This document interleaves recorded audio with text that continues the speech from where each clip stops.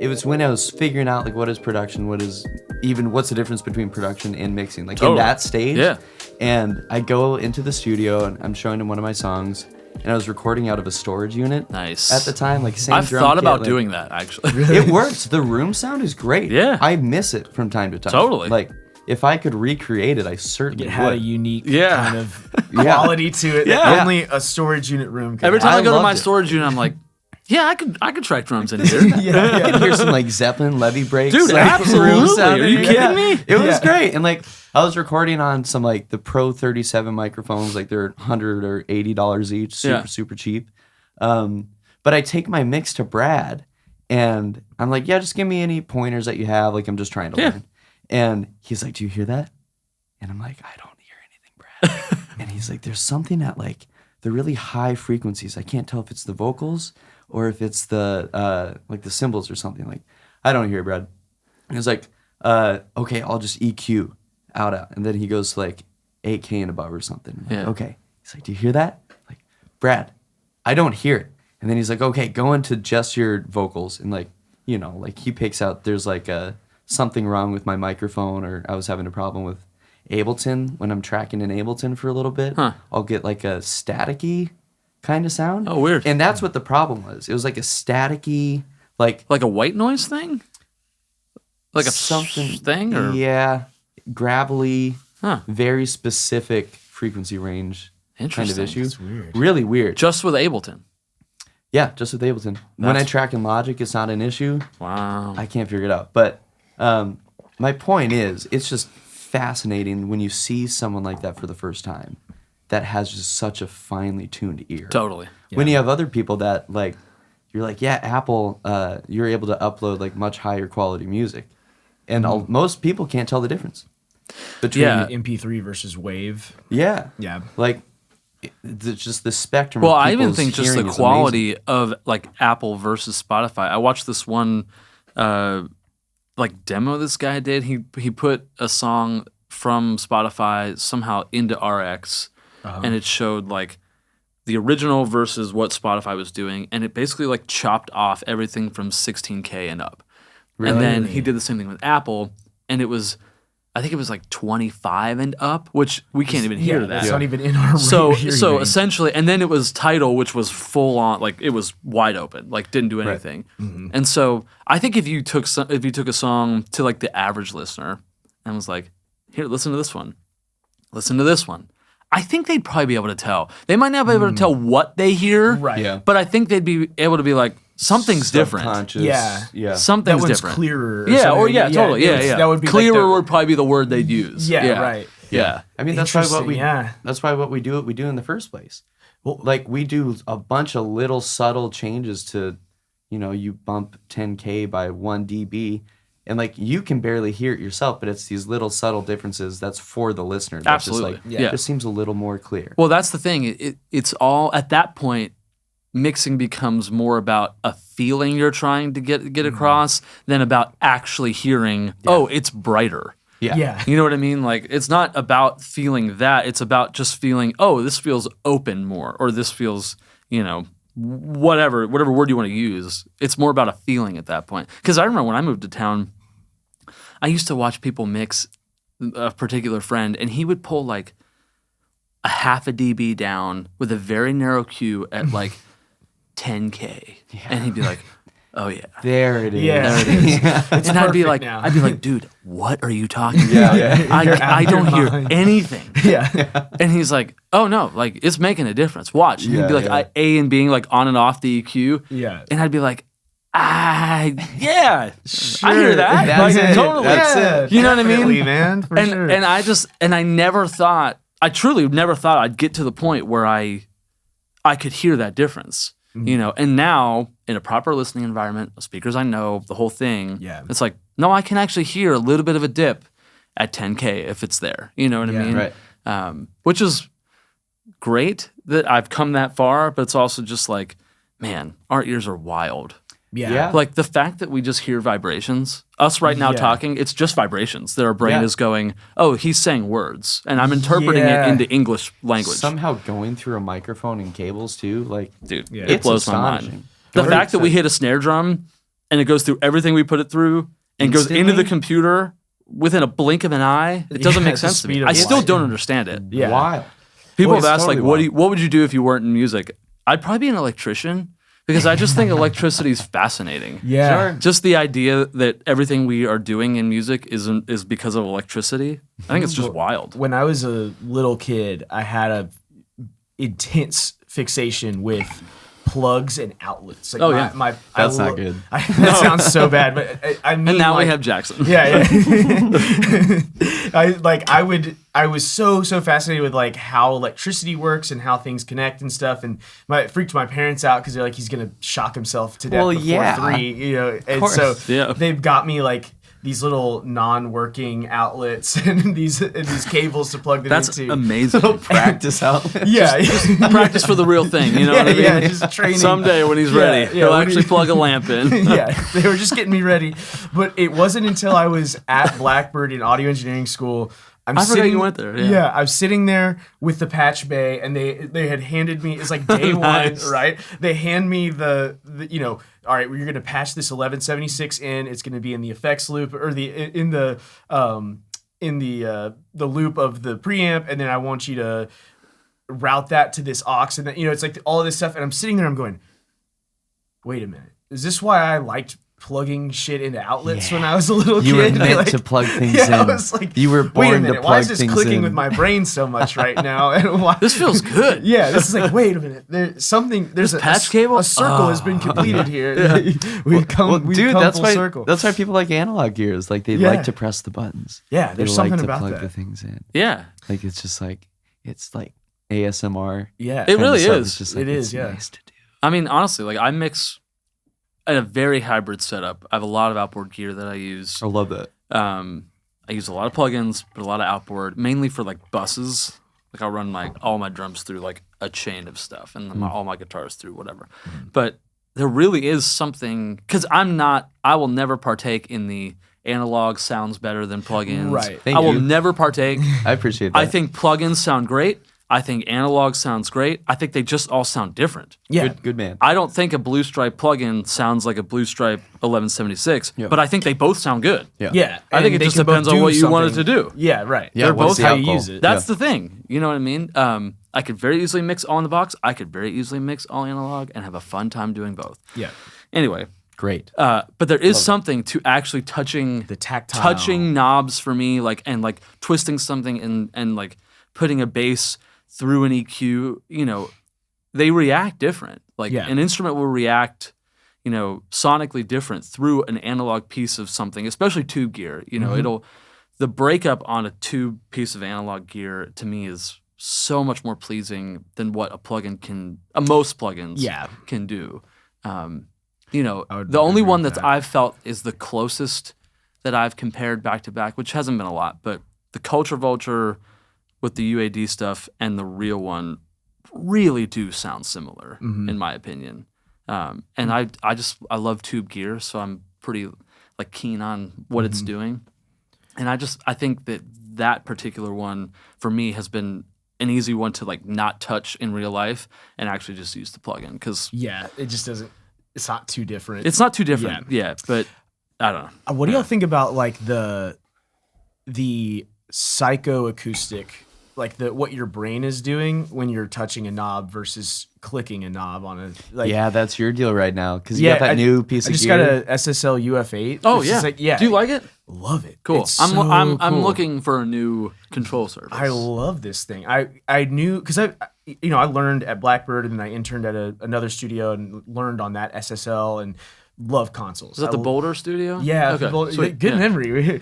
Yeah. Going back, Yeah. I was like, Violet recording. in my head, I was like, it's in Colorado. I'm Yeah. gonna guess this city because I knew it wasn't Denver. And I was just like, Yeah. maybe Boulder. You got it. Yeah. So he had a 48 channel SSL G series, and then of course Blackbird is big on the APIs, and Yeah. they have the one Neve. But learning all of those individual consoles and like just like building a mix with a console versus building a mix on a computer, there is a difference. Like your brain sort of, I think the idea of like good enough becomes a little bit more attainable when you're physically turning something up. Interesting. You know, like if you start mixing and you're not thinking about plugins, because those plugin slots are there from the get-go. They're sitting there waiting ready for to go. Yeah, ready to go. Begging to be used. It's so easy to turn your kick drum up and go, okay, I need the Pro Q3. I'm going to put a transient designer. I'm going to put a compressor. Yeah, right, exactly. Dude, but then when you sit there with, like, say with the UF8, I did my first mix on it, the Pump Action set. Yeah, I first off mixed 3 Pump songs. Action. Love yeah, that. great band name. They're amazing. Fantastic band. They came in last Monday. We did a podcast with them, and they played like 3 songs, and it was awesome. They're very good. They were fun to hang out great with. Nashville band. But yeah, like I did their mixes, and it was like I pull up and I've mixed this kit in this room so many times at this point. Yeah. This is a beautiful kit. Is it yours? That's my baby. Dude, Sonar makes incredible kits. Dude, It's such a good they kit. never fail. They're just so heavy. They're heavy, but they sound like it. And that's the best part. Yeah. Yeah. Not I many agree. kids sound like they feel. The That's kick a good drum point. That's a good peaks point. at about 45 hertz. Like, She's a you know, beast. where most kick drums, the thump area is going to be like 50 to 60. Yeah. This thing peaks at like 45 and has a lot left to go below that. Like, it's just love the so look of it, subby. too. I do too. Anyway, sorry, distraction. But yeah, You were mixing on the UF8. Yeah, I was just mixing on the UF8, and it was like, you know, I start pulling up faders, and I'm not even thinking about the Pro Tools or a Pro Q or a 1176. I'm not thinking about any of that. I'm just turning levels up. You know, and I like how that sound. Maybe that should come down. Okay, you know, I'm just mixing. I'm mixing without. You're getting a mix going. It becomes like it's a physical process.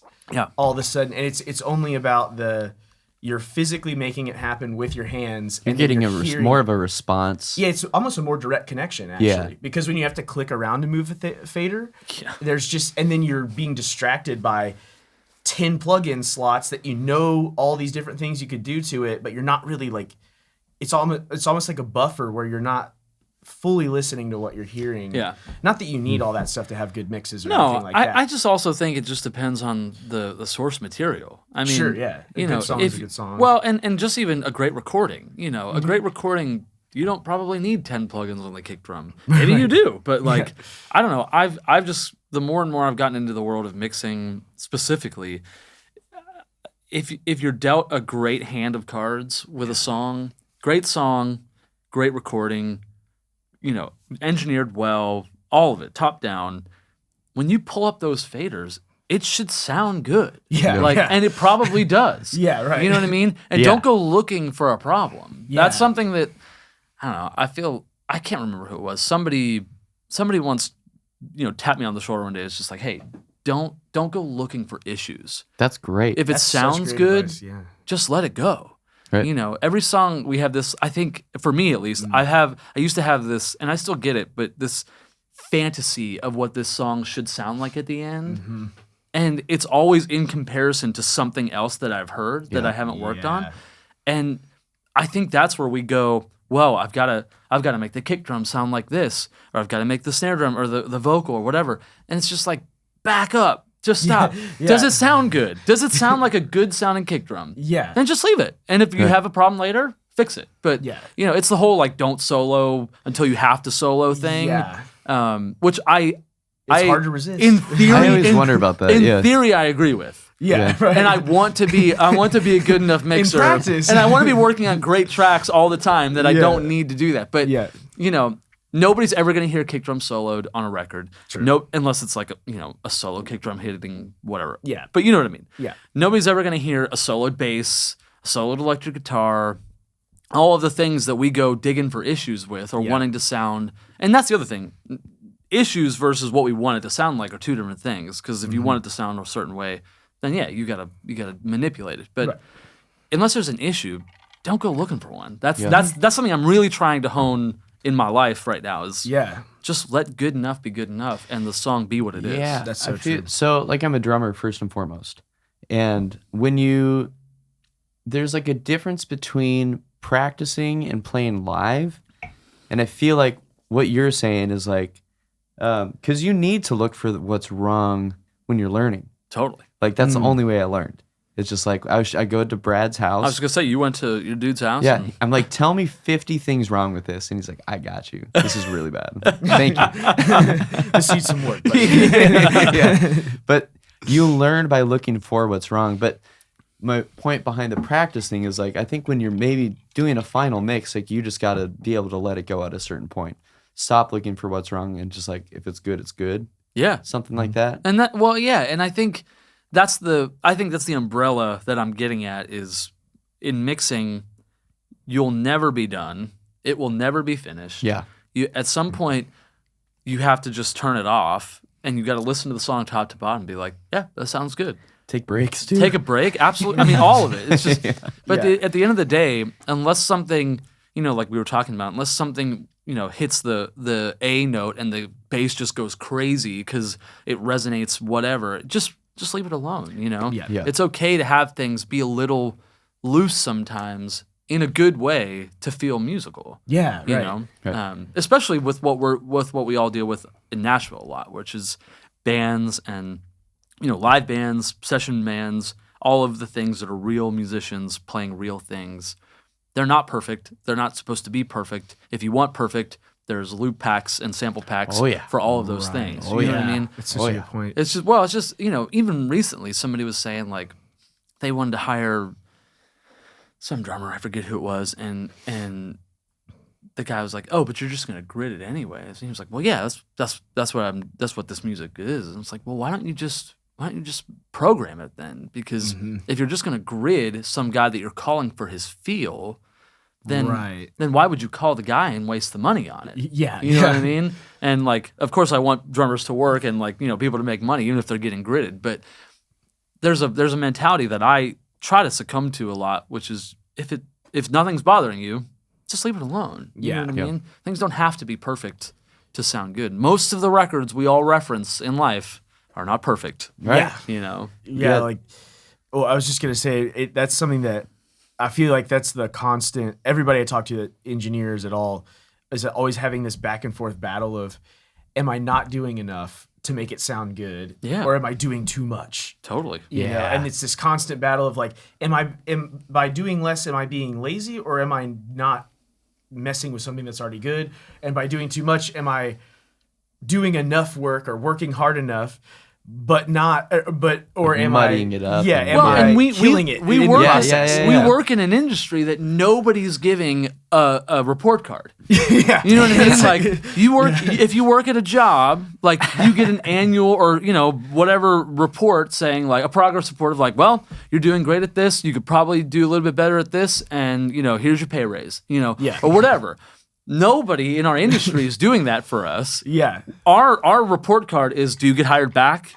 Great. Yeah. If you don't, then That's right. maybe you didn't do something wrong, but you just didn't do something that they wanted or maybe in their style, and it's just didn't fine. match. But yeah, exactly. You just didn't match up, and that's fine. Yeah. But nobody's giving, which is why mentors in our industry is such a big deal, because I can go to guys that I respect above me that I've come as friends and just be like, hey, I've worked with you enough, you've worked with me enough, like what can I be doing that's better? I want to be better.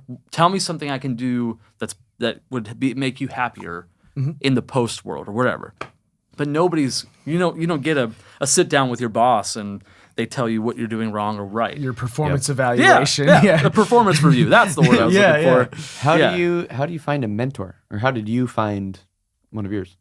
When I moved to town, I had one friend who moved here about a year before I did from the same hometown, and he had made friends with a couple session guys. And when I got to town, my buddy John, he got me an internship at a studio that he had made friends with in the year that I wasn't here, with a guy named Chris Utley, who's still a great recording engineer, one of my good friends. He kind of took me under his wing. I didn't go to college, so I wasn't interning for credit.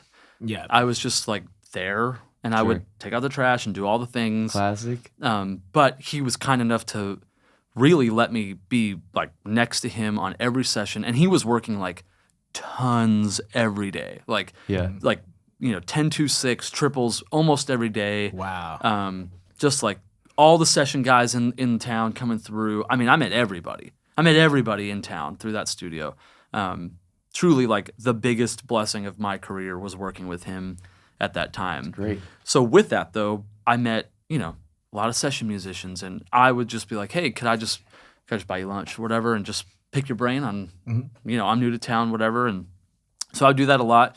But really, the mentors that I have to this day have just become, they've been friends that I've either worked with, producers or whatever, that we've just gotten along, we've just, hit it off or whatever. But of the same like mindsets of tracking and like how we go about our workflow.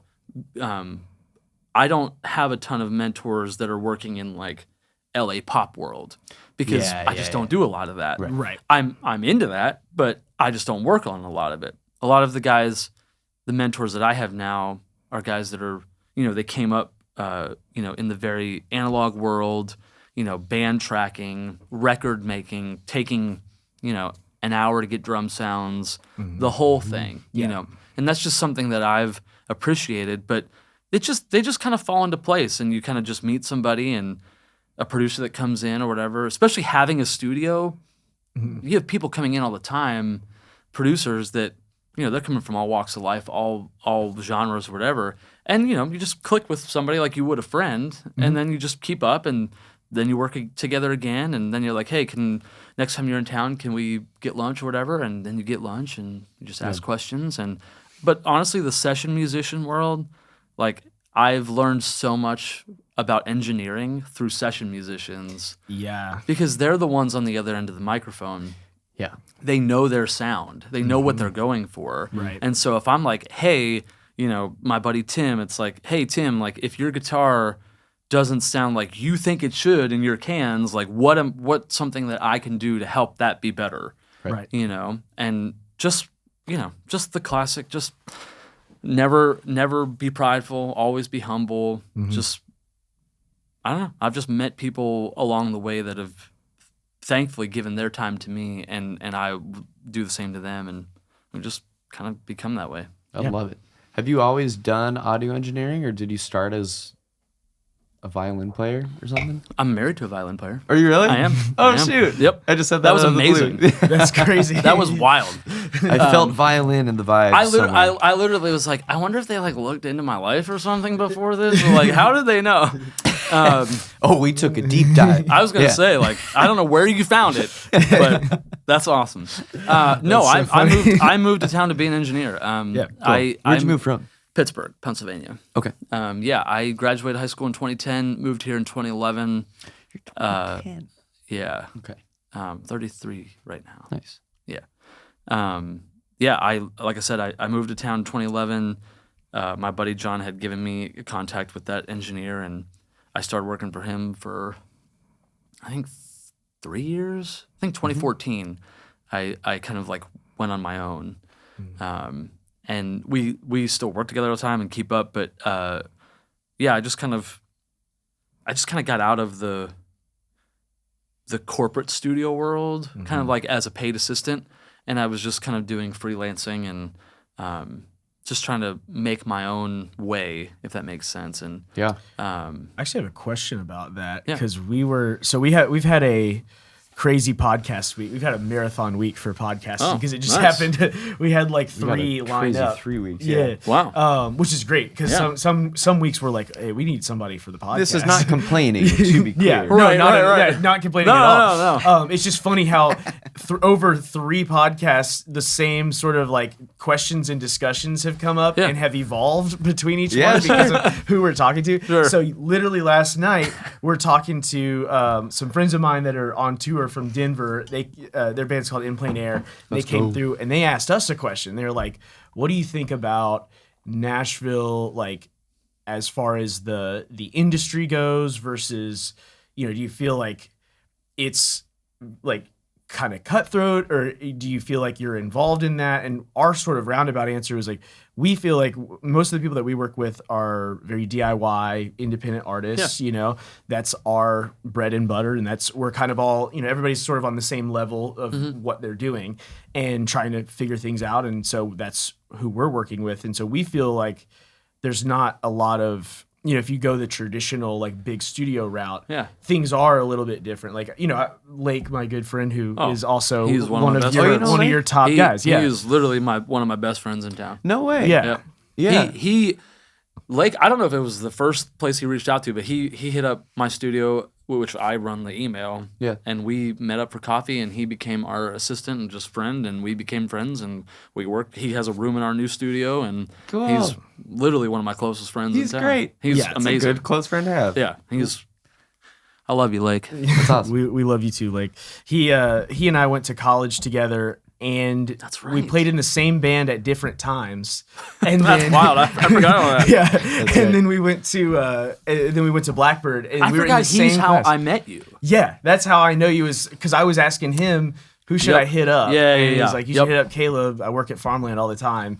That's right. But wait, what was I saying before? Oh, We yeah. were talking about bands in the corporate studio way. Corporate studio versus like independent. Like because I know that y'all work on, pretty sizable projects. You have a lot of session musicians coming through. You're working on label stuff. Where do you feel like? Do you feel like because it's Farmland and it's your thing that you're sort of 1 foot in, 1 foot out of or do you feel like you have to play by certain rules when you're bumping elbows with labels, or how does it feel from your perspective about industry versus independent? Yeah, that's a really great question. That's a great question. I think there are things to be conscious of when you're working with a label. There's a lot of moving parts. Things are way slower, and I just mean like logistically. Yeah. More hoops. Just more hoops, systems. more people on the email thread, just, all of it. It just takes a certain like flow of conscious to really please everybody, if that makes sense. Yeah, make everybody happy. Yeah, and honestly, every label and every artist on said label, it's all different. Like, there's one particular artist I work with who's on one of the biggest labels in town, but his relationship with that label has always been like, I'm doing my thing, and I will tell you when I'm done with it. Yeah, and we will go from there. Yeah. And so his like circle of people that I talk to and deal with logistically, we'll talk about, is way different than like your up and coming Sony artist that like, doesn't really know what they're doing, but like everybody else knows what they should be doing. They're not really pulling any of the strings. Yeah, totally. They're just like the artist. Yeah, go here. What I mean? Yeah. Go Show there, up here sing at these this- songs. Yeah. And that's, both are great. Sure. So there's just a different, so to answer your question, I guess I find myself kind of session to session really having to, I don't know. I want everybody to leave feeling like it was the best day they've ever had. Right. Whether you are the financial consultant that is dealing with me over email, or you are the artist or the producer, I want you to feel like this was the best experience you've had. Because music is not, if we just like dumb it down, we're making art. That is what we're doing. There's money involved. There's millions of dollars involved. But at the end of the day, we're making art. So in some ways, yes, there's definitely different ways to handle, all of the label stuff versus like the guy off the road who comes in with his guitar and just like wants to record a few songs. But at the end of the day, the actual goal is the same. I just want everybody to love what they've done and walk away feeling like they've put something good into the world. And so, yes, there's a lot to, especially with labels, because you have so many people from the label coming to sessions, like the managers and his, day-to-day guy and his day-to-day guy, right? And the photographers and the videographers, and exactly, yes, totally, the Dwight Schrutes of all the of all the labels. But you have to, and for me, I'm not a very good multitasker, so when I have yeah, a lot of people are. Well, I don't know. I just get really into what I'm doing, and it's hard for me to even like hear people talk. You know what I mean? It's good and bad because if like you have three guys wanting two different punch spots, it's like I really want to focus on everybody, but it's really hard for me. But anyway, it's like when you have a room full of people from the label that don't they care about the music, but they're there to do other things. My interaction with them, I have to very consciously make sure to over-exaggerate my kindness and like my hospitality, because I kind of want to tell them to just get the heck out of here, because they don't really have any business in the actual room. But at the end of the day, we're all here for one thing, which is to support the artist or the band or whatever. And so like I said, but then versus when you have just like a dude who's coming in to record, you know, an indie project or whatever, there's so much more freedom, and sometimes to a fault because things go long or whatever, we don't get what we wanted to get or whatever. But you just have to, handling yourself in those two situations, for me, is always a very pointed effort.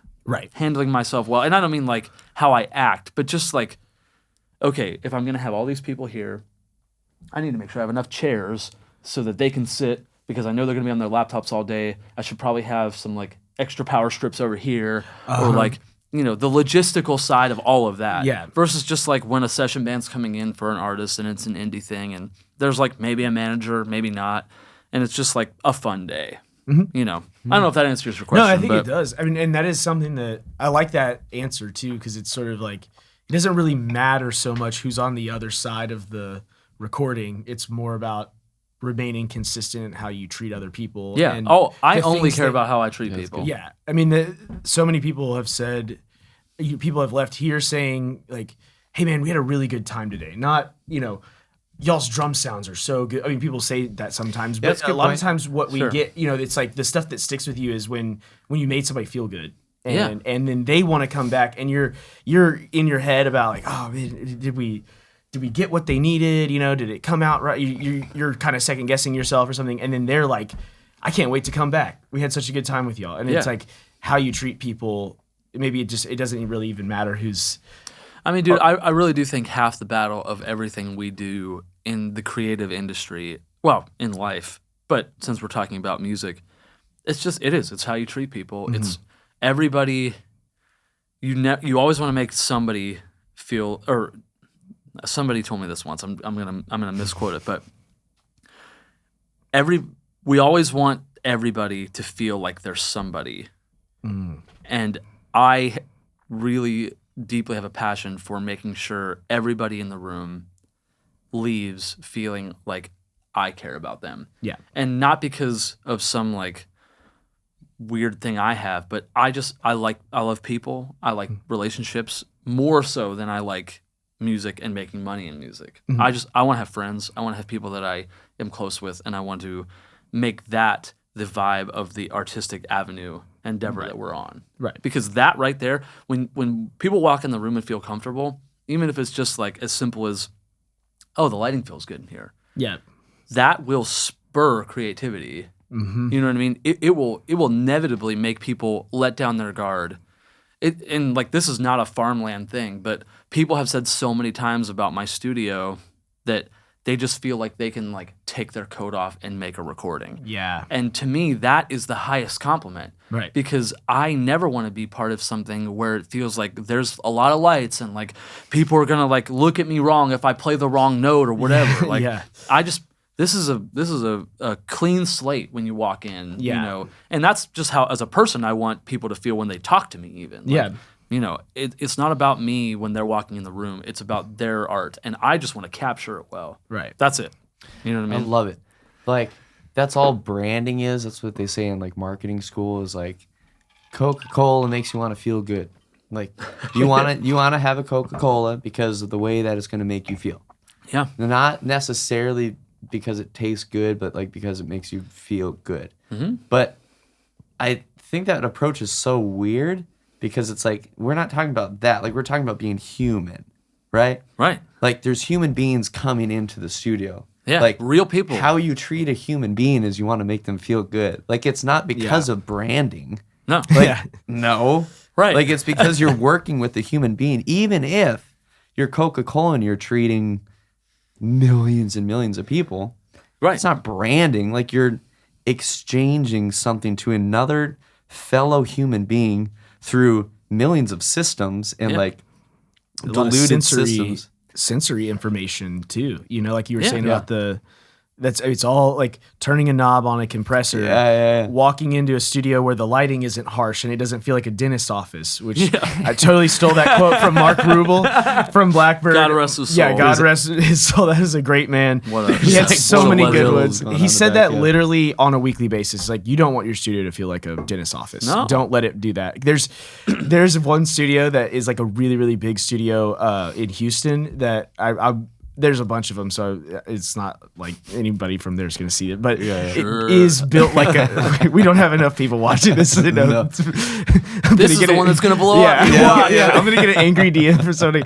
But it literally looks like a dentist's office in there, and every time he would say that, it made me think of that studio, and I was like, oh, that's not a good way to remember a space. And he even did a whole segment in our last week. We had like kind of a crash course in a few things that we didn't really go in super big depth with because they were smaller topics. And we literally spent like a couple hours on vibe in class talking about vibe. Just like your studio needs to have a vibe. Like you need to have a vibe, and here's some ideas for how you can create a vibe. 100%. Yeah, and it's so true. I mean, it's a creative. We're making art at the end of the day, right? You're coming in to feel like you're in a place where art's supposed to be. There are no limits to what can be made in that moment. And, you know, as much as people want to say, well, it's not going to sell because you don't have a war, it's just like, no, that's not true. Like, you can't tell me what's not going to sell because you don't know because it's the arts. Like, anything goes. Very subjective. You know, it is literally subjective. It is nothing more than that. Nothing but. Yeah, and it still just blows my mind when you have all these people, you know, from the higher ups that are just like, well, you're not going to do really well because you don't have a ballad on your record. It's like, who cares? Like, I didn't write a ballad. Like, that's not what I was feeling. You know what I mean? That's right. I'm not an artist, so I can't really speak to that, but it's just one of those things where I just think we overcomplicate so many things about the music industry on the artistic side of it, you know. And like you said, you know, at the end of the day, we're humans. We want to be treated with respect and dignity. And at the end of the day, if you can do that, but also come on the other side with a really awesome sounding song or project or whatever, I mean, what more could you ask for? Right. You know what I mean? Yeah. Really. Yeah. I also this is a total pivot, but I've been wanting to ask about being on the road with Reliant K. You were doing... Who's that? Oh, some band. They were on all my dirt bike games growing up. Dude, MX versus ATV. That's right. I remember that. College Kids was on MX Unleashed. 04. Yes, that's right. I could name off the whole soundtrack of that game. That was an awakening for me. And then they had High of 75 on MX vs. ATV Unleashed 08. Oh wow! I know the years too. Wow, yeah, that's pretty good. I had it on the Wii. Had the other one on PS2. Amazing. Yeah, so because the last few text correspondences we had, it was like you were on the road and then you were back and then there's a new studio in the works. It is like your life sounds like it's been a lot. It's been a lot. It's been a lot. Yeah. So I wanted to hear about all of it. Yeah. Yeah. How was anything that? Specific or just generally? You were doing front of house, right? I was monitors for them. Monitors. Yep. Okay. Yeah. Well, I was really wanting to ask because we've been spending a lot of time talking about mixing. Yeah. I know you've done that for them in the past, right? Or was this your first time? I have never done anything in the studio with them. But like on the road? I've known the Matts of Reliant K since I was a kid. Oh wow! My cousin went to college with them, and she lived down the road and befriended them, and so they would come over to her house on the weekends and stuff, and I just got to know them, and I had been hip to their music, and so they were kind of the first like celebrities I met. I mean, I'm talking I was 12 years old, 12 or 13 years old. So, like, I've known them for a long time, but 2023 was the first time that I'd actually worked with them. Okay. We've kept up through the years, but just kind of on a, like, oh, I'll come out to the show, like, oh, we'll hang out, and then, like, we won't talk for a while, and then we'll hang out or whatever. And so I'm not exactly sure how it all happened, but they asked me to do some shows with them early 2023, and I obviously said yes, and so we've kind of been doing more, and it's been great. So I was wondering, like, I mixed one show for them at the Ryman. How did that sort of? Yeah. That's a great cool. show to mix. Well, One it was- show to mix. It's cool. It was a great show to mix. We were a surprise band opening for Switchfoot. I don't really mix front house a whole lot. I know enough to be dangerous. I've been around a ton of great front house engineers because I tour with some other bands. But I don't exactly remember how it happened, but it happened that like we didn't have a front of house guy, and they were like, "Well, why don't you just do it?" And I was like, I was in my head, I was like, crap. I was like, I can't say no to this. Yeah, right. But like, I kind of want to say no to this. Yeah, You know what I mean? Because not only like pressure. I don't mix front of house very often, but also the Ryman is one of the hardest venues to mix front of house. Sure. Because of Makes how sense. the acoustics are in there. Yeah. I mean, every front of house engineer could tell you like, oh, mixing the Ryman is not fun until you've done it enough that you you got know it. that room, Yeah. and then it's great. But I've seen so many bad shows mixed there. Yeah. Not the shows being bad, but like so many bad mixes from that room. It's just a wood box that was created for acoustic vocals, like acapella vocals. Yeah, It was right. not designed It's acoustically old. for a PA. Yeah. Oh, dude, it's super old. Really, really old. Like I said, they designed it so that voices would project from the stage. Yeah, and then you got all that you low know, end coming off just of the all of kick and the bass. And Yeah. On paper, I think it's probably like one of the worst venues for a PA. Not to mention you have the balcony, and everybody under the balcony can't hear like anything because the PA's flown this way. I don't know. It's just yeah. Oh yeah. so. Not to mention, I'm mixing for literally one of like my favorite bands growing up as a kid because I am a Relient K fan, and like Right. I've known them, but I've known them in almost like two worlds. Like I've known them as friends, but I've also known them as like my favorite band that got me into music. I am a musician because of those guys in some capacity. Yeah. So I am asked to mix front of house for them at the Ryman with basically a day notice. Yeah. Not the best scenario, but Makes for a good story. it was a great story. It is a great story. And it actually turned out awesome. My wife was there, and I had friends there that didn't know I was mixing and told me that the mix sounded great. And I was like, well, that's awesome. great because Let's I was go. doing it. So, Yeah. and all the videos I've seen, I'm like, okay, well, it didn't suck. I'm glad it didn't suck. But yeah, it was wild. How did you from that experience, or just even mixing monitors, how is that, has there been sort of a back and forth between what you've learned from doing that and how you approach the studio, or are they just kind of like different parts of your brain? I would say it's almost the reverse. I have applied so many things I've learned in the studio to mixing monitors because I mix monitors for Ben Rector too. Oh, cool. And I've been doing that longer than I had Relient K. Gotcha. And so, kind of in like a broad sense, I definitely have taken studio technique into the live world, and it's much easier to do in the monitor situation. Yeah. Because rooms don't change, like in-ears don't change. Yeah. The room definitely affects people's hearing, but not enough to really like have to change everything in a mix. So I've been able to kind of apply some of those techniques, like parallel, like a crush on the snare, where it's just like exploding cool. with an 1176, and you just like pepper it in. It just That's makes the cool. snare sound amazing in your ears. Like that type of thing. Yeah. I've been able to apply to the live world, which has been really cool and artistic. But coming into their world, where like the punk rock world, I've learned this is way different than like the Ben Rector world. Yeah. Of kind of every level. With the punk rock scene is like get the levels up, get everything sounding good. It's a lot of throw and go. You don't always have like a very long sound check. Sometimes no sound check.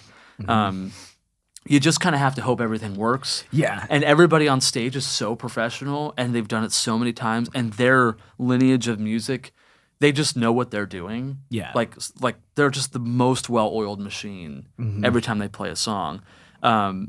So it's like my world is just to make sure that they can hear themselves. Yeah. Where it's like you reverse that, and it's like with Ben, it's like I want those ears to sound like it's a studio recording, like in their ears. Yeah. You know what I mean? And we always have a nice sound check, and we have plenty of time beforehand to get everything set up, and like whatever mic package It's a we more want. relaxed like, vibe going. well, and it's not, and one is not better than the other. It's Right. just one is like I don't have a lot of time to do like a lot of studio fun with Relient K's stuff. Right. if we did a tour or something, it'd be different because we'd have the same rig every night, and it would just be like I could dial it. Right. With Ben, Every it's like show could get more dials. Yeah, totally. With Ben, it's like we always have every time we do anything, it's the same rig. So like my mix is dialed. I just have to like put it on a different console sometimes. You know what I mean? So it really has been the Reliant K has been the biggest like test of my quickness to be able to get things sounding good for people and fast. Whereas like Ben, I've been really able to like hone some things with time to dial in like a good stereo mix. Yeah. I don't know if that makes sense, but what's Ben's band lineup that he travels with? So it's usually like personnel or like instruments. Instruments. We always have drums, bass, like an aux guy, guitar player, and Ben. It's usually 5-piece. 5-piece. Yeah. And is Reliant K, that's 3 guitars? Do they have a keyboard player that they No, bring? Matt Thiessen plays keys and guitar. Okay. So they're a 5-piece as well. It's 3 guitars across the front, drums and bass. Yeah.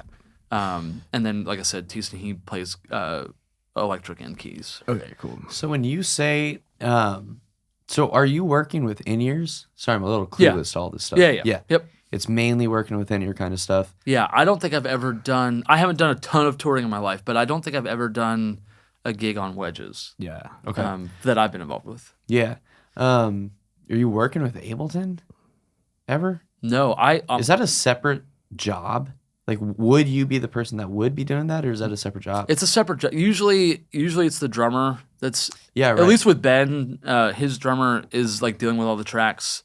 Reliant K doesn't use tracks, so it's the drummer just has like a metronome that he just plugs into an XLR, and they're not getting click, just the drummer. No, everybody's getting click. Okay. But there's no tracks or anything, so it's just like a line to his metronome to the console, and I give that to everybody. Right. Okay. With Ben, in the next level of touring, there would be a tracks guy. That would be like a position.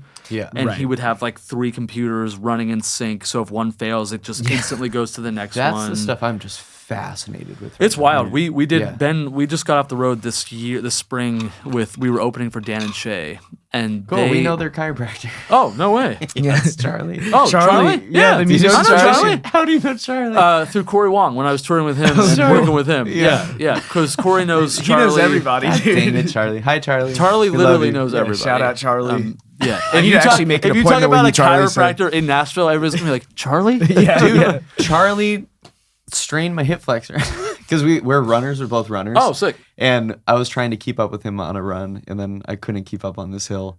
And that's what did it to your hip. In Charlie's fault. I blame it on him. That's the first thing I said to my PT. Like, she's like, "What happened?" Like, Charlie happened. He's too freaking fast right now. It's bumming me out. Wow. Anyway, he's great. He is. Yeah. He's totally awesome. great. I haven't seen him in a long time, thankfully.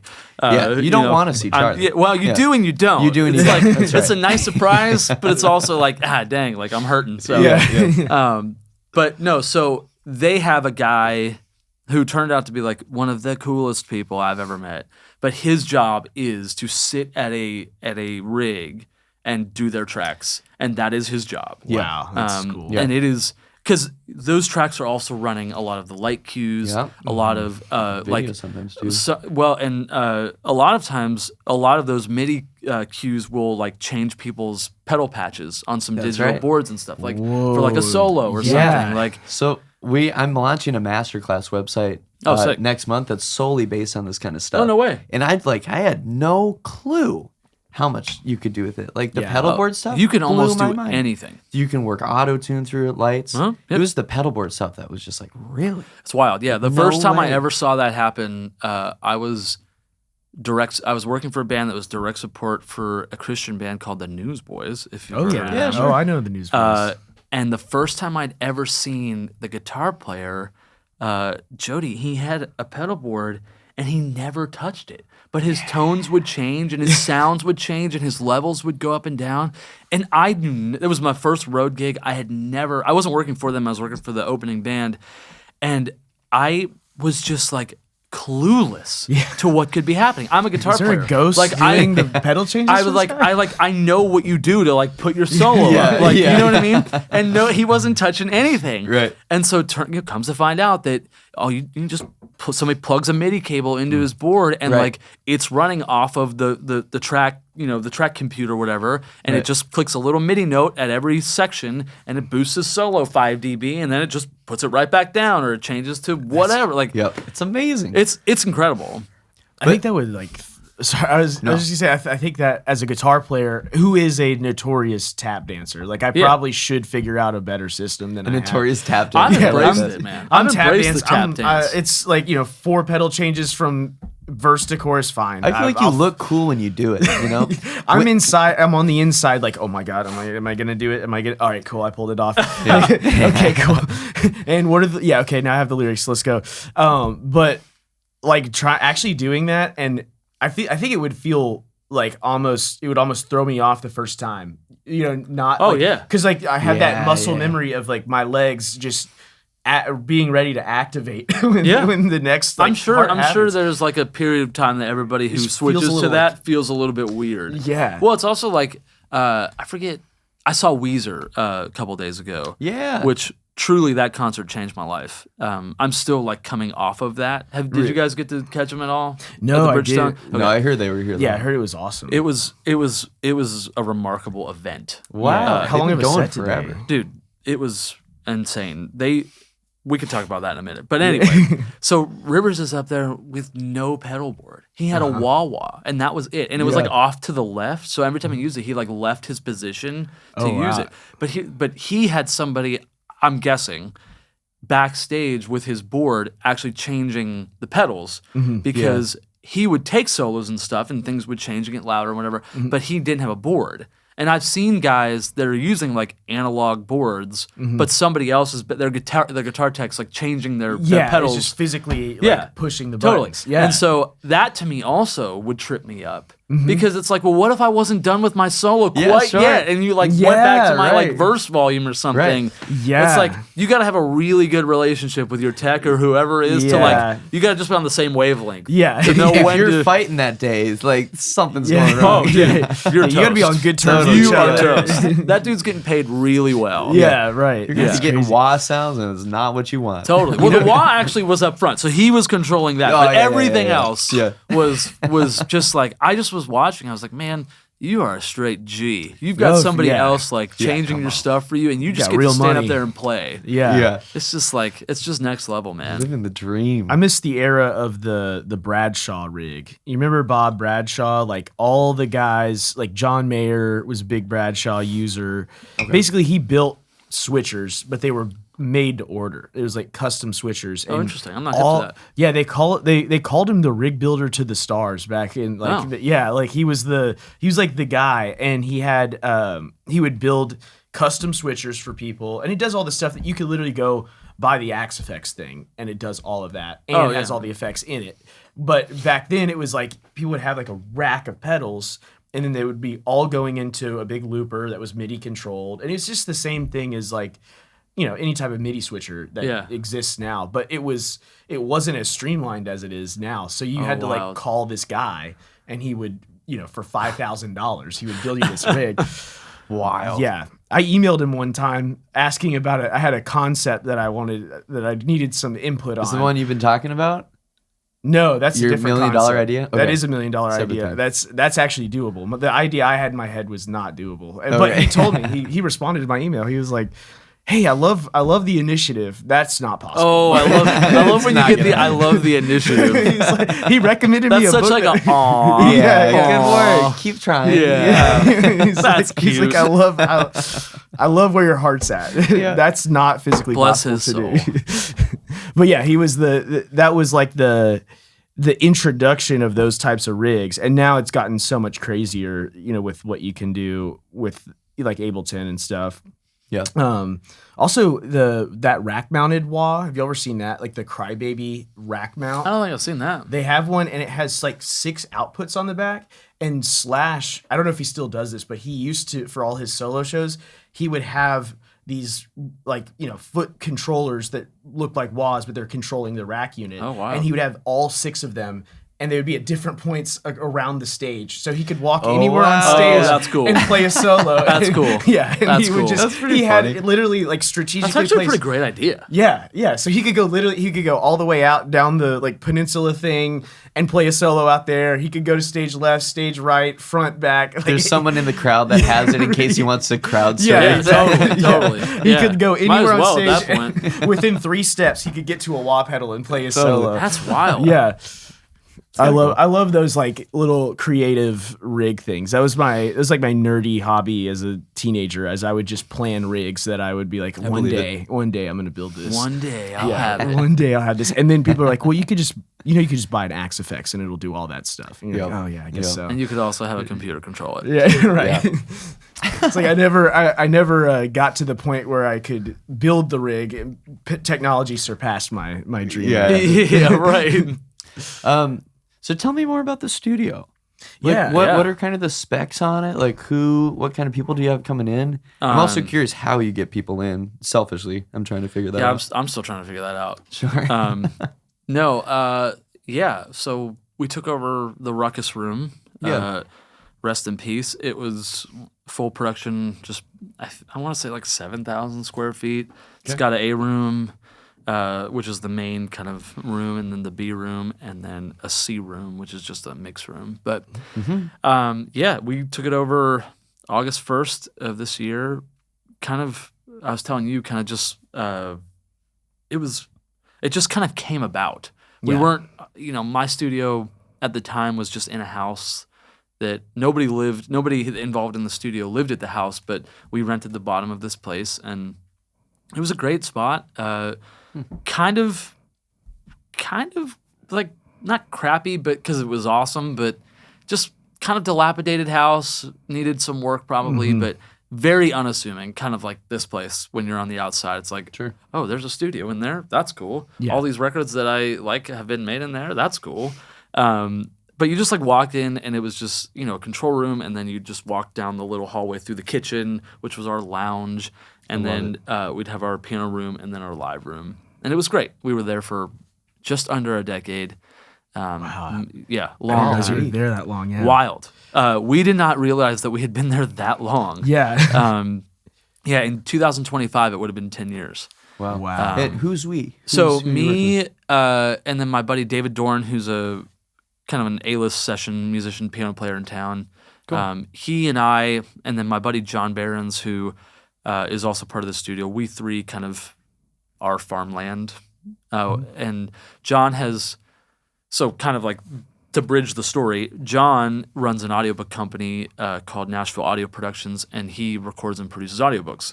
I'm doing my first audiobook in here tomorrow. Oh, no way. Just coincidentally. Oh, that's sick. That's cool. Yeah, I've engineered a couple of them back in the day, and it is a cool process to see I'm how those excited. get made. Yeah, cool. Drink lots of water, Sure. for sure. Sure. Yes, yeah, to get rid of your lip smacks. Oh, I'm just recording the people. Oh, you're just Yeah. engineering. Okay, Yeah. I thought you were reading. I will have. We have a water really to great go. voice for reading, so I just assumed that. But No, sir. no, but anyway, then have your reader drink lots of water. Yeah.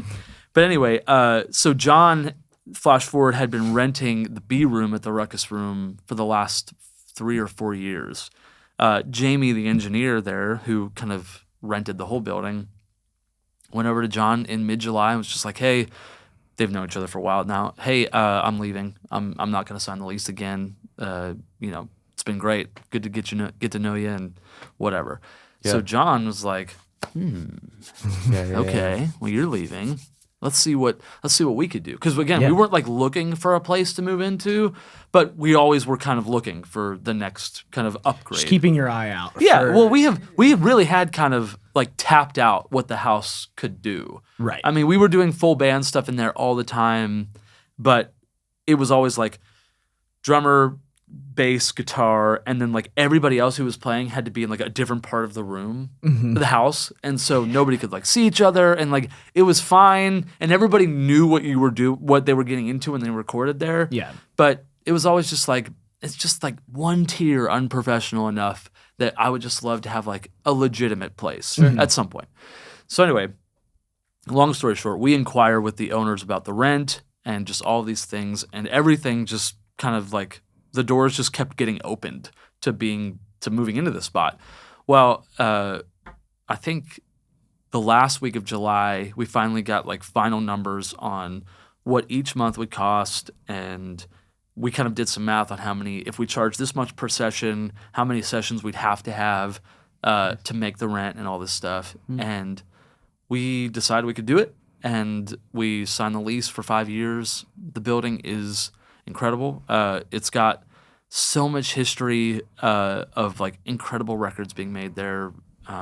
Just Justin Moore, Willie Nelson, Sheryl Crow, just so many people. Taylor Swift cut all of her vocals there for the first record she ever did. Oh, wow, I didn't know that. Yeah, just How wild. cool is that? Yeah. There's so many. I honestly don't know all of it because Jamie is hopefully he posted a list online on Facebook once of like every artist he knew that had worked there, and I just remember reading down the list and being like, I can't believe this place had these people in there. Yeah. Yeah. I mean, it's a great studio, but it's not like Blackbird and like Yeah. the coolest, hippest spot. Like, It's a hidden gem. yeah, In a way. it yeah. really is a hidden gem. Like, Yeah. you can't see it from the road. It's just this little like tucked back in Berry Hill studio. But anyway, so we took it over. We signed the lease August 1st, and Lake and I, we spent, and John too, we spent most of August, all of August actually, over there just moving all of our stuff 10 years deep in the old studio over to the new place, throwing it all in the live room, and then trying to sort it all out. Which I can honestly say I'm certain it took years off my life. Yeah. Which I is can fine, imagine. because it was more the logistics of it all than it was actually putting it together. Because I mean, it's just music stuff. Like, Yeah. we just, the drum rack needed to find a spot, so we put the drum rack right here, and Yeah. we put the drum. Like, that stuff was actually easy, but Yeah. it was more like, okay, so we have to run our cue system, so we need to hire the guy from Skinny Fish to run the cue system. It's going to cost this many thousands of dollars to do that. We need to wire in the patch bay that Jamie took his out, so we need to put ours in. We need to find this certain connector that makes this thing connect to each other. It's just like all of those things. I'm just Yeah. like, oh, like I just It's always what you don't think of too. It's like, oh, we need every that. day. Right, It's, right. yeah, every day it was something else. You know what I Yeah. mean? It was just like, okay, well, that's going to cost us $500. Okay, like we need to keep like some money in the bank here. Got to pay. Yeah. And the hardest part was, we took all of our first month to move, but like we had to pay rent like for that next month, and Yeah. we hadn't really like worked a bunch. Like I had a couple other sessions at a couple other studios, but generally speaking, money was pretty tight Yeah. for that first month. And honestly, like we're still kind of like playing catch up in some ways, but it's great. It really is an incredible studio. I didn't think I'd like it as much as I do, because we came from such a vibe of like this house that was, like I said, kind of crappy on the outside, really vibey on the inside. Just like a place again where like it did not feel like a corporate studio in the least. Yeah. And everybody loved that. And then so moving over to this place, my biggest sell was that it still looked like a studio that was out of the 80s. A lot of wood everywhere. Kind of like darker in the live room. Cool. Just really vibey. And so I walked in. I had never been in there before I went to see it, kind of like a few weeks before we were going to sign the lease. And I just walked in and I was like, yeah, this could work. Oh, it's got to be so This could work. exciting. It was an Nerve-wracking. immediate like breath of fresh air, Yeah. and like a sigh of relief, going, okay, this can work. Yeah. This is Yeah. gonna be good. And then just to have, so the other part is like one of the best studios in town, Omni, had just been demolished like a week before we found out about this place, and I mean like bulldozed to the ground. Where's that? Where's Omni? That was basically on the corner of 17th or 18th and Division. Oh, okay. Just over, there's Virginia's Market right here, kind of by Winners and Losers, and like just up the road next to Red Door was That's Omni. right. Wow. It had been there, I mean, forever. It's just going to be a bar now? I don't know what it's going to be. It's going to probably be more condos because there's condos over here and there's condos over here, and I would imagine somebody just made an offer and it's just going to be more condos. Yeah, I was gonna say like Post Malone is due for a bar. Yeah, yes he is. His will be next. Yeah. But anyway, so it was unfortunately like that had happened, but fortunately our studio, the feel of it, the size of it, everything kind of like checked all of the boxes that Omni was, and so we were just thankful to be able to give Nashville another studio. Like nobody's opening studios right now. Full commercial studios. Right. And so we've had this like history of Farmland being a great space to come and record, and we're actually opening a studio. And so we just feel really honored that we get to give a studio back to Nashville to be able to create in and not feel like it's going to be closing down in a week. You know what I mean? And bulldozed to be.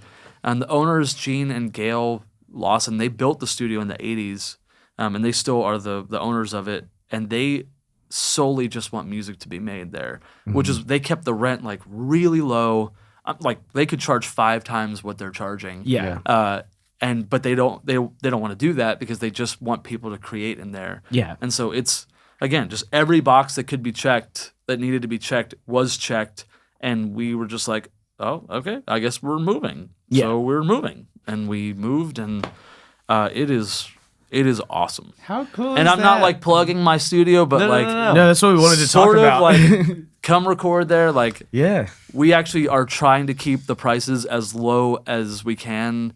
Again, because we're not trying to like make a bunch of money. We just want a studio to be used. Yeah. So like, who are the kind of people that you would prefer to reach out to for that? Or who are the kind of people that you would prefer to come into the studio? Everybody. Just I personally am making it my like goal for 2025 to like engineer or produce more bands, like actual bands. I heard a terrible statistic that there hasn't been a number one by a band in a very long time, like a legitimate band. And I believe it. And it breaks my heart because I grew up on bands and I just love the camaraderie of bands. You can feel it. Yeah. There's just something different. There's just something different. More about alive than just like, hey, we're due for a song about sitting on a porch and drinking a beer. Yeah. Well, and it's just like, my kind of like whatever philosophy or whatever you want to call it with session musicians, like some like session musicians are amazing and they are a cut above just the average musician in such a big way. Yeah. It's like if you want music to feel a certain way, there's kind of like 2 routes you can take. Like the session musician that you can like pick and choose your version of really great. It's like, well, I want the guitar to sound like this. It's like, okay, they can do that instantly. It's like, well, can it be a little bit more like this? Yeah, sure. Okay, here it is. And it's perfect. Every time it's perfect. And it's awesome. And like the skill it takes to be able to do that is, I can't even comprehend it. It literally blows my mind. It's amazing. Every time I'm with a session musician, it just blows my mind. Yeah. But there is something to the imperfections of a band slugging it out for a week trying to make a record that the drummer actually can't play as good as he's trying to play. Yeah. But like he ends up getting the take. Totally. Yeah. And it's just incredible. Yeah. And there's flaws in it. And it's just 2 different mindsets of creation of music. And so I love the session world. Like, come on, bring your sessions and let's do it. I grew up in that, in down here in Nashville. But like, I want to see bands kind of rise more. And so I'm just trying to like keep as many ears to the ground for bands that want to record. Yeah. And I will try to do whatever I can, even on a financial level, to make them be able to have them be able to record at my studio. Yeah. Because I just want bands to like flourish. Right. Because there's something about that it just feels, I won't say better because better is subjective, but like it feels good. It just a little feels more good. Striving involved. Yeah. Striving for something. Absolutely. Like we're going to go into the studio. And I hate to describe it this way but it's kind of like, we are in the service industry as engineers, musicians, producers, all of it. Nice. there's just no getting around it. And at the end of the day, if you want your kick drum to be louder, I will make your kick drum louder. It goes against, I will tell you it goes against my gut. Yeah. We will probably have a little bit of back and forth. And then if you want it louder, I will make it louder. Yeah. Because it's your Customer's art. always right. It's their art. Yeah. It's not, Yeah. it is my art in some sense because I'm helping create it. But at the end of the day, it's your song, it's your record. You are going to live with it. And I want you to be stoked. Yeah. Again, humility. It's what we just need to have the basis of in our industry. Yeah. But so it's like with session musicians, it's like they're gonna do their thing, they're gonna play their parts, and they're gonna go to sleep. And tomorrow they're gonna be at another studio, and they're gonna play another thing, and they're gonna play their parts, and it's gonna be awesome every time. It's gonna be awesome, and they're gonna do their thing, and it's gonna sound. When you listen to that record, it's gonna sound like the first time that they've done that thing. Yeah. Right. But it's probably not the first time they've done that thing, which is fine because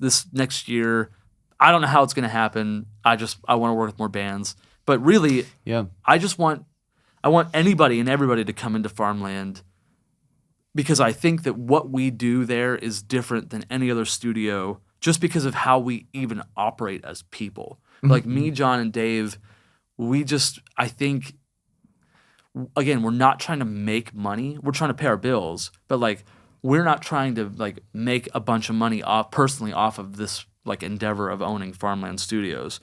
We just want it to be a place that is comfortable for people and musicians to come and record. That's it. I want you to make great music. I want you to leave super happy. Yeah. That's it.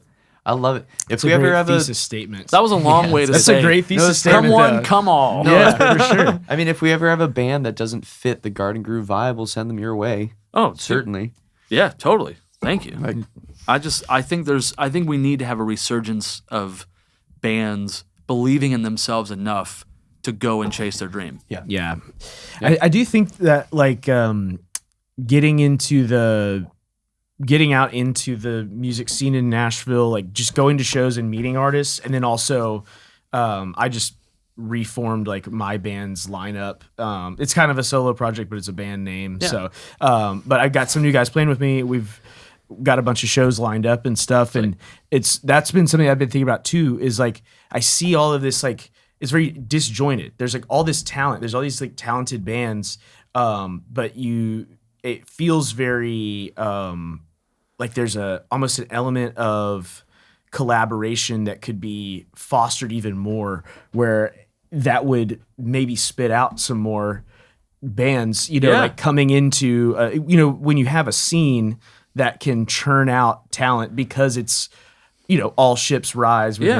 I'm butchering that, but know exactly rising tide. Oh yeah, exactly. But that's something that I've thought about. Like, okay, I'm not gonna, I'm just one person with one band, but what could I do whenever I play a show when I'm working with other bands on the same bill? Like, what can I do to help foster more community? Yeah, well, and how do I contribute to that? And I also think that the success of, and I don't mean success like financially, but just the success of bands forming and like making a record and going out and touring, like that happening more, like you said, will spawn other bands to feel like, yeah, you know what, we could do that too. Let's go rehearse in our garage for a few hours or whatever. And now with technology, it's like you don't even have to have an amplifier. Like you could just get in a room with some speakers and like play your guitar. You know what I mean? Like you have the world at your fingertips now. Yeah. And so we should be like in the most creative part of life because we have all these things at our fingertips.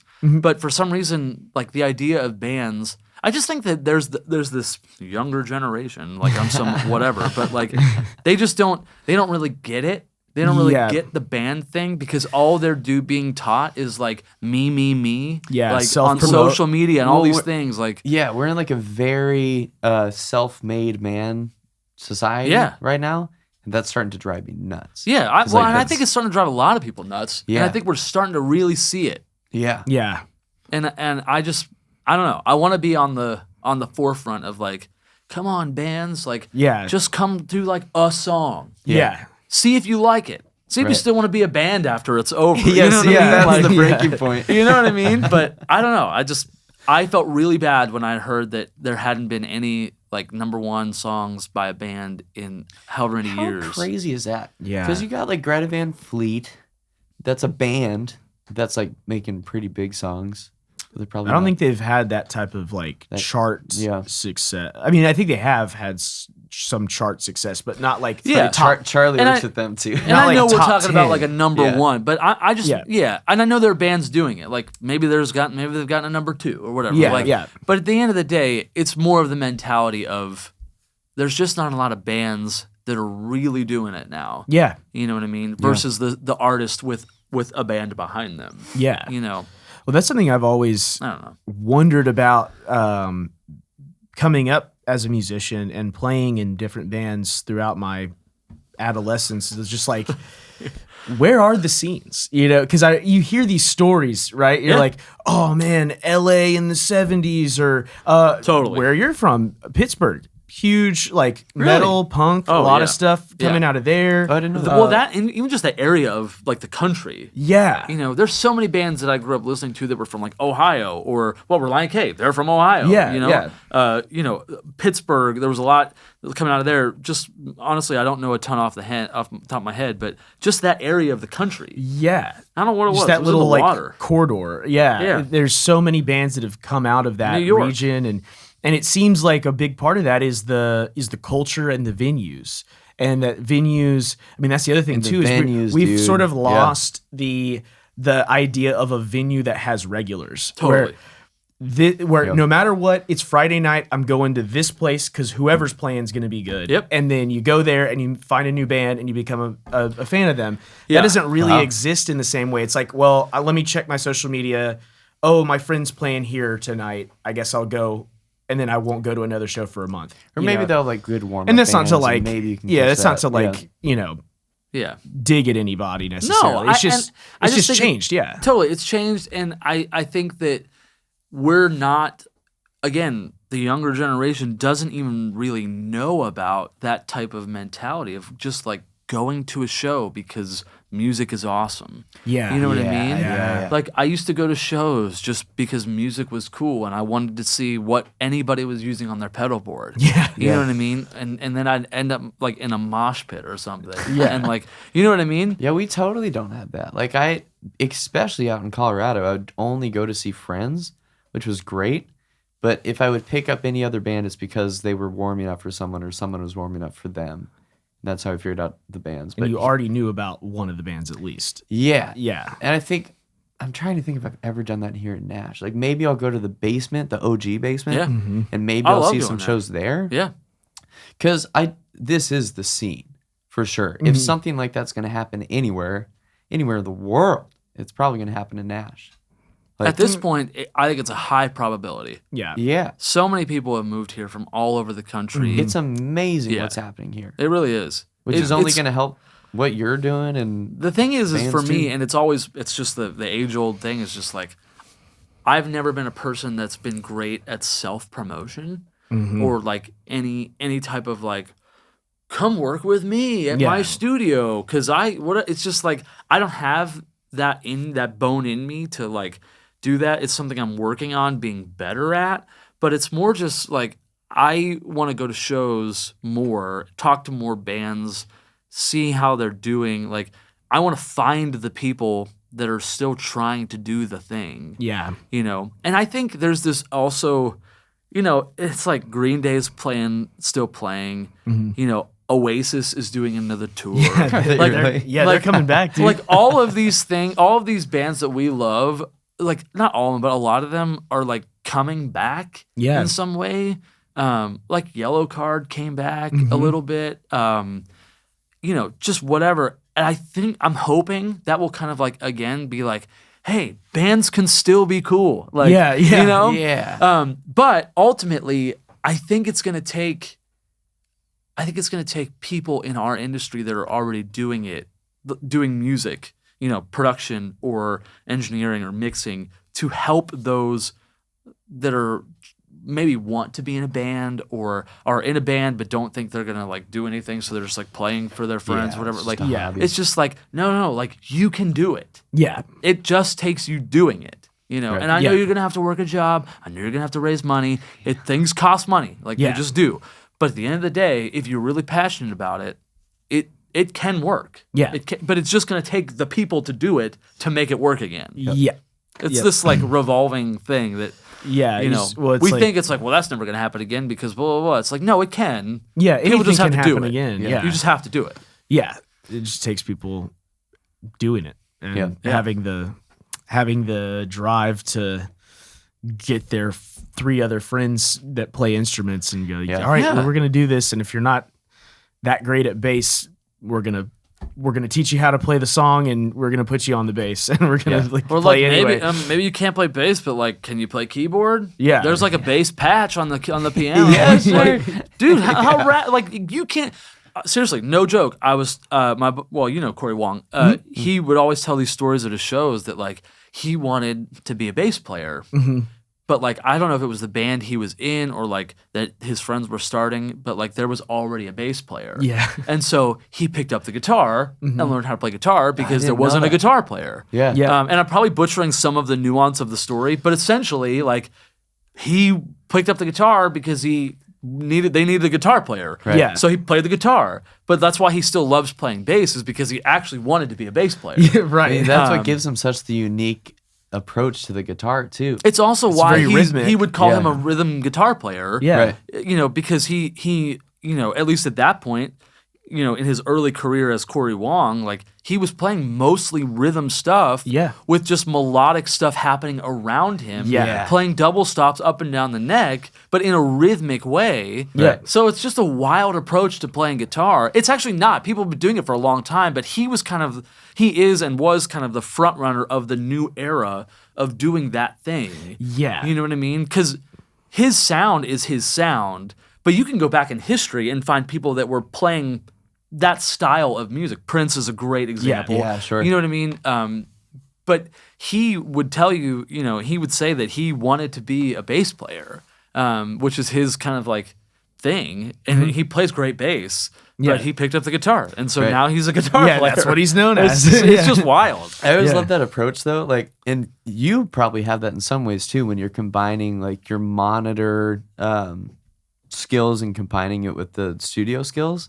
But I always love this idea of people that are able to combine like maybe their first and foremost skill with something else, right? Sure. Like if I'm a drummer first and foremost and I learn guitar on the top of it, it's somehow going to influence my drumming and make my drumming that much more unique. Absolutely. And you can get a little more micro with it too. Like if I'm a drummer, which I am, if I do rock and roll mainly, or if you're mixing rock and roll mainly and you take up like a jazz album, like you're going to learn something in mixing that jazz album that's going to subconsciously change how you mix rock and roll too. And it's just going to make you much more unique, and it's going to help you find your own approach and your own thumbprint. Totally. And that's how I have felt sometimes in the country world, because I didn't grow up. Till I moved to Nashville, I don't think I'd ever listened to a country song top to bottom. I might be the same. Like, no, just front to back. My parents didn't like country music. I never had access to country music because they didn't like it and like whatever. And so I kind of came to Nashville with almost no knowledge of what even like a pedal steel was. I'm in this boat what is too. this weird instrument? Well, this yeah, guy and is, it's just like they're like moving their knees and stuff, and like what is going on here? But so like with that being said, I've always kind of felt like my mixing approach to country music is just a little bit different than a lot of people that have been here so long, because I come from a very like rock based, a very like drum heavy, guitar heavy like thing, not a ton of low end like in the bass, like that type of world. Right. Yeah. So like I have this like, and it's nothing that I'm sure there are a bunch of people that do it, but like I feel like I have some sort of like different sound than just your average guy who's been here a long time mixing, because I don't have that.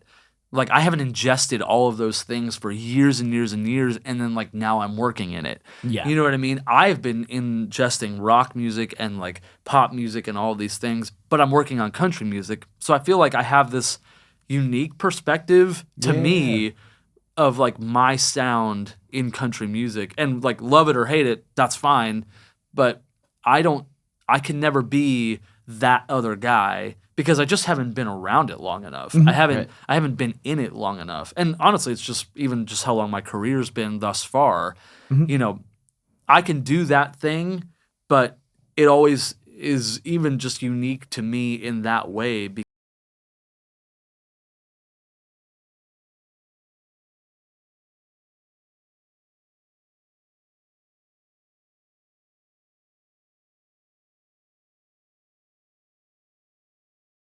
You know, their whole life in Nashville. Right. I love it. I love that thought. When you're just hanging out, listening to music, what records are you reaching for? Are you still going back down memory lane, or do you like to keep your finger on the pulse of certain genres? Or yeah, I mean, I working in country music for so long, like, I will definitely stay up on what's happening in country music. You know what I mean? Like, on Radio Country and the playlists and all that. And I really like a lot of it. And now I'm, you know, blessed enough to have worked with a decent amount of musicians playing on those records. So, like, I have this, like, weird thing where I'm just like, I wonder if that's Jerry on the drums. And, like, I'll look at the credits and be like, no, that was near. Like, I thought I had, you know what I mean? Or whatever. Yeah. Like, You're and trying not, to you know, place who was playing what. Yeah, I just try to play the guessing game of, like, Yeah. which friend of mine is playing the solo or whatever. Yeah. You know what I mean? But no, I really do try to listen to kind of a broad spectrum of music. And nowadays, my buddy Luke Preston, who's a great writer in town, great bass player, great musician, we took a trip together, and he would just let his Apple Music algorithm just play. Just play whatever. Just play whatever. Yeah. And I've been doing that more since because it was a really cool, like, car drive we took, because it would just be like, it would be like the Beatles, and then all of a sudden it would be like Green Day, and then it would be like Ted Nugent, or like what, you know, or just whatever. Crazy, you just like, bounce around, yeah. and it's just like, whoa, like, music is wild. That Yeah. all of these different genres exist, and all these different sounds exist. So I really have just been doing that. Yeah. But if I had to, like, I've been listening to this girl. I think her name is Clario. Claro. Claro? Yeah. She's new record. super rad. What's your Yeah. main song? Well, she had a song called Pretty Girl that is what she blew up off of. Yeah, what's the one I know? This record, Charm, I've been Yeah. listening to it. What does it look like? It looks like that. The song Echo, Okay. I was working on a new song, and I had played around with there's like an intro section that is separate, and then the whole band comes in after that. And I was like, literally, I heard that song, and I was texting my old bandmate, who I still go to as like a co-producer on stuff, and I was like, just listen to this song, and I want that to be the arrangement. I'm gonna do the guitars. If you could throw some synth and bass on that, that's what I want that to sound like. Totally. And then he did it, and I was like, yeah, that's it. It was like, so the whole vibe of that record is so cool. It's a good modern, but still like It's very 70s and like tapey. Yeah, not too electronic-y.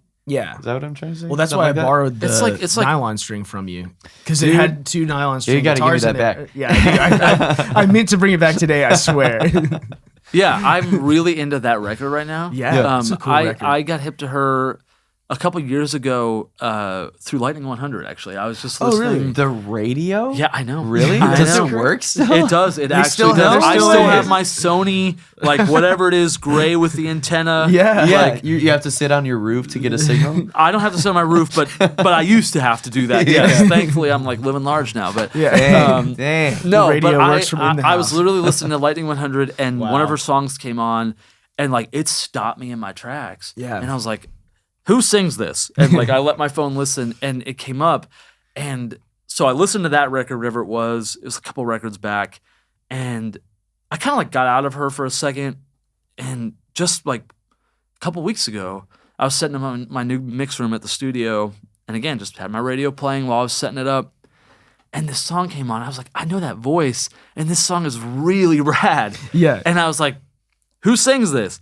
And like, sure enough, it was her again. I was like, whoa, dude, this is wild. Like, it has caught my ear so many times. That's how you know it's good. Yeah, totally. But she has that really like, it's almost like a. I'm such a fan of like girl music. Yeah. like that like wispy kind of like pretty That's what girl music. Yeah. Like Lana Del Rey. She's a little bit. A little bit. I feel like She's Clara's a more little. worked low-key, over at obviously. Farmland before. Yeah, she's what? Yeah, she's been at Farmland. Really? Yeah. Really? With David. I Moore. love Lana Del Rey. She's Yeah, got cool. she's got this Uh-huh. one song that's Not 9.5. to plug that, but like, No, plug that. come work at Farmland where Yeah, Lana Del that's Rey right. Lana Del Rey has is worked. there. Jack That's Antonoff a may good have shirt. popped his head into. yeah, not quite, but She has that one song on. It's like 2 records ago. It's 9.5 minutes long, and I just love that. It's the 3rd song on the record, and there's this like crazy fuzz guitar solo that There it takes is. up like 4 minutes of That's it. what gets you. That made me. I mean, I already enjoyed you a some fuzz guy. big fuzz He's a guy, fuzz guy. big Nice. long song He's a guy. fuzzy boy. Yeah. I love a good long song. Totally. I love Me too. I love a 10-minute. Dude, I'm down. It needs to keep me interested. Yeah, it for can't sure. It can't just Yeah. be like we tried our hardest to make this song 10 minutes long. Totally. You know? Yeah. You But if need the for song the just sake of- is yeah. 10 minutes and it's all the And way it down, needs it's to great. be- Great. yeah. Yeah, it Love happens naturally. Yeah, right. Yeah. I'm such an advocate, dude. Like, Yeah. I hate when somebody's like, well, how long is the song Yeah, right there's now? a limit to it. And it's just like, Yeah. we're 3:45. It's like, oh, can we get that down to 3:22? Yeah. And it's Yeah, like, well, we dude. could, but we'd have to cut like half the song out. It's like, Yeah. well, let's go. It's okay. We don't need the solo or the second verse. Like, Dude, Yeah. I had a We'd have to buddy. take out some of the magic. but Yeah. Okay, fine. I had a buddy who was talking to me about like song lengths. He's not a musician or anything. He's like, yeah, man, I feel like there should be more musicians and more bands making like 90-second songs, like to accompany people's No. attention spans. No, I was that's terrible. Nope. I just, I got Opposite up and of left. that I never opinion. talked to him since. That's not true. we need to get those attention spans back. Yeah. I heard somebody call a 4-minute song long. Oh no, Like, dude. 4 minutes, that's like a long song. Like, no, really, it's not. Dude, there's Lawrence. You know the band Lawrence? Yeah. Oh, yeah. They have a song. It's 2 minutes and 30 seconds. It's something like that. It's super short. I think it's under 3. And I've listened to it over and over and over because I love the song. But like, there was one day I was like, wait, that does feel kind of short. And I listened to it, or I looked at how long it actually is.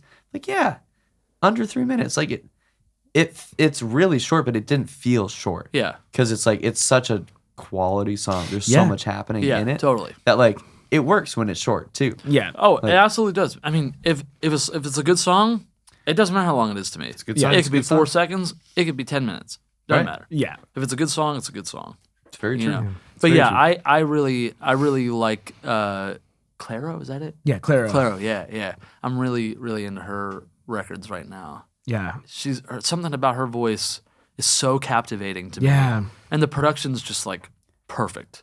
Yeah. Dare I say? It's so good. It's just so good. Oh, I do. I love her evolution too Yes. as an artist. Like Oh my her gosh. that first song she blew up off of had like it was really cool for what it was, and in its own way it was like good production. It was a drum beat that was on like a Casio keyboard. Oh, yeah. And then just like a little 4-chord thing that she played on the same Casio keyboard. Oh, that's tight. And then it's her singing over it with her trademark, voice. Yeah. And that's like the whole instrumental of the song for the most part is just like a little dope. drum Simple. loop off a Casio keyboard and like 4 chords. And now she's evolved and become so much bigger, but she's also digging back into those like older 70s kind of like holy grail sounds. It's an interesting thing because I feel like Nashville doesn't always cultivate the freedom to do that kind of thing. Yeah. We're such a fast and quality town that producers here, some of them at least, I don't even know if bands or artists know what it's like to take time on a song. Yeah, there's Yeah. always and deadlines find to it, and something that is like that where Yeah. it's cool. Yeah. And like I fall victim to it all the time, but it's just I want to be the guy that is like okay with like sitting in a studio for 4 hours if we haven't found the right like vibe of the solo yet. Or Yeah. whatever. Like Yeah. and obviously budgets and all that stuff Yeah. dictate some of that. But I really think that music we're talking about an artist that has invested her time and money into creating something that we're sitting here talking about, and because it's awesome. Yeah. You know what I mean? And they may never hear this podcast. Yeah. But somebody will, and somebody will go check her out because of it. Yeah. And that right there is just the hat tip that like time and effort into creating great art is worth it. Yeah. You know what I mean? Well It just said. is. Well said. I'm going to shift the conversation. Shift it. And I apologize. That's good. I'm on like an AI kick these days. I know this question was bound to come. I don't know much about it, so. We went pretty long without me mentioning AI. Yeah, we did. We made it several episodes. Wow. After Zach Allen was not having your AI. So Waves is coming out with a new AI suite of plugins. And like the interview with the guy who was like the mastermind behind it is like, you're never going to have to EQ again. It's going to listen to your stuff. You can do references. And there's already plugins that do that. But now you got bigger and bigger companies that are starting to take on these ideas. Have you thought about AI and how you might approach it? Or does it just not, has it not just integrated at all and it just hasn't mattered? I mean, I definitely think it matters.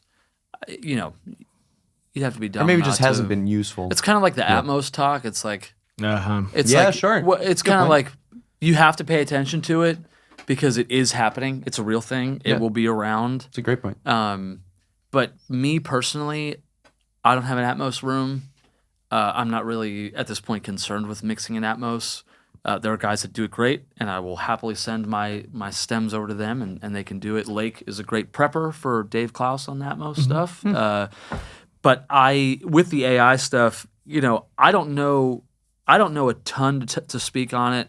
I know that there's things like that coming out that I think is a nice talking point. Yeah. I think that there are things that involve AI that will help the workflows of things be better. I think it's cool that with the right, however you go about it the right way, you can hear your demo sung by, whoever. Yeah. Yeah, those are goofy. To see if it fits the vibe for a certain artist. Mm-hmm. You know what I mean? Like if you wanted Brett Eldredge to sing your song, you can have your demo vocal now sound like him to see if it's he can listen to it. He can listen to himself back singing a demo that he's never sang to see if he likes the song. Yeah. Right. I think there's something cool about that. That's cool. I never thought about that. That kind of right there is where I almost draw the line of where I'm like, I'm down. Yeah. Because I think that if we're not careful, as with everything in life, we're going to swing so hard one way, and we're going to have to backtrack with all this legality about, well, you can't use, the likeness of somebody's voice unless there's blah, blah, blah, blah, blah, because this happened and, this wasn't real and we all thought it was real. So, now everybody, I just think there's going to be so much, it's the Wild West. And again, even with the Atmos thing, we all dove in real hard to something that is definitely happening, but if you ask a lot of the people in the industry, they're kind of like, who cares? Yeah, it's just kind of like in the corner. No consumer right now is really able to listen to a proper Atmos mix. So like, what's the point? Yeah. You know what I mean? And Sorry, I was just going to say, I see a lot of people, like with Atmos in particular, I see a lot of people talking about it that sometimes you're kind of like, do you just want all your previous clients to come back to you and pay you for Atmos mixes, and this is why you're like pushing it so hard? Like the way that stereo happened. Not to say that everybody's that's talking about it has like ulterior motives, but sometimes you see like some people are like hardcore about like, this is the future, this is where everything's headed. You better get on or let it pass you by. Like I feel like there's a lot of very extreme talk about Atmos where I'm kind of like, I understand where you're coming from, where it's like, it's a new thing. It's going to be a factor in the future, but it's not necessarily going to like. It's just not part of my everyday right now. So it's hard for me to want to invest time and effort into understanding all of it. Buying 15 speakers for your room. Well, and I even just mean the AI stuff. It's like, it's not at this point like affecting my day-to-day so much that I'm like, well, I got to find out all I can about it and invest so much time. Like, You know what I mean? Because it's kind of like the talk I've had with learning a new DAW. And I've never said the word DAW before. This is the first time that's happened. I've always said DAW. Really? You're one of those people. So I am. So yeah, so it's on the proper. record. Right here in the Garden Group podcast. We'll have to You heard it bleep here that first, out. for the first time. That's it. It's a DAW. It's a digital audio. I actually say- DAW. Can we overdub that? I actually only say digital audio workstation nice. when I say it. You're just I don't even full on. abbreviate at all. Yeah, Love that. Very But articulate. it's kind of the same. It's kind of the same.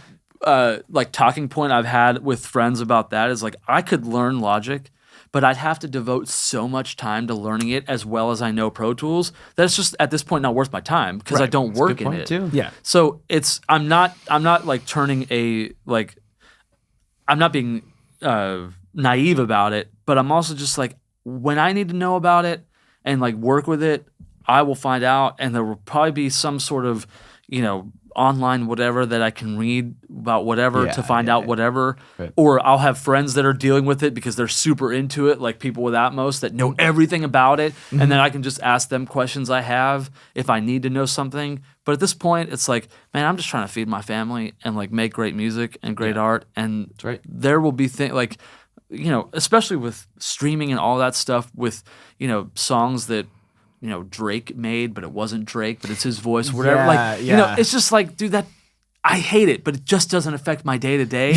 And like, I'm not trying to turn a blind eye to it, but at the end of the day, I don't have enough bandwidth to care about it at the moment. It's not on your radar. It's not on my radar every day. Yeah. And so with like Atmos, it's like nobody has ever come to me and been like, well, you don't